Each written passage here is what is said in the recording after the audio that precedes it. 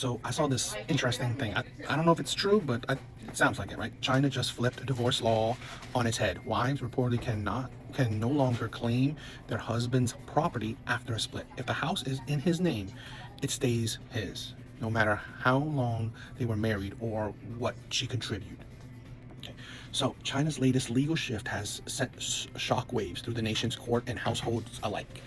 A new ruling reportedly redefines property rights after divorce, stating the wives can no longer claim assets under their husband's name, even if they contribute to the marriage financially or domestically.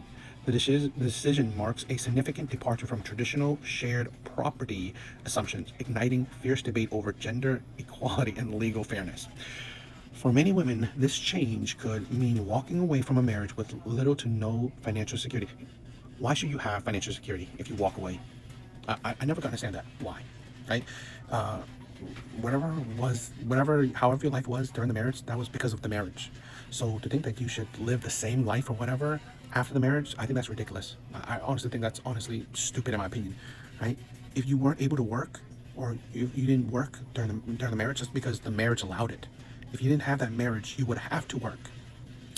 Despite years of shared life and effort, critics say it risks reinforcing financial dependency and inequality, while supporters argue it clarifies ownership and discourages uh, unfair claims. Either the ruling underscores growing cultural tensions. No one talks about his dependency on her, right? So if you have a divorce, you're both taking away that dependency. You're both taking away that dependency. What if he depended on her on the domestic work, the child care? Well, you're taking that away from him. So it shouldn't be a complaint that you're taking away her financial dependency. It's usually pretty equal, right?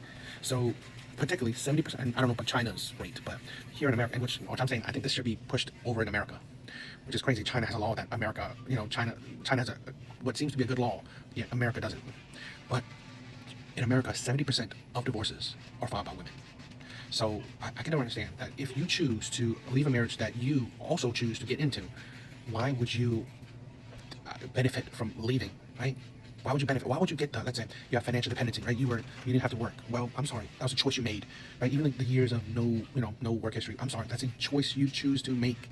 No one forced you to do that. I don't think no one forces you to quit your job, right? No one forces you to quit your job, or no one forces you to, you know, be a stay-at-home mom. So you you chose to do that. So now after it, well, you suffer the results of it. Because you chose to leave the marriage, and now because of the financial system or the court system, now you've been paid to continue. That's something where I think the courts, our American court system, our Western court system, is not making it fair enough for both parties. Right? It should be fair. Okay.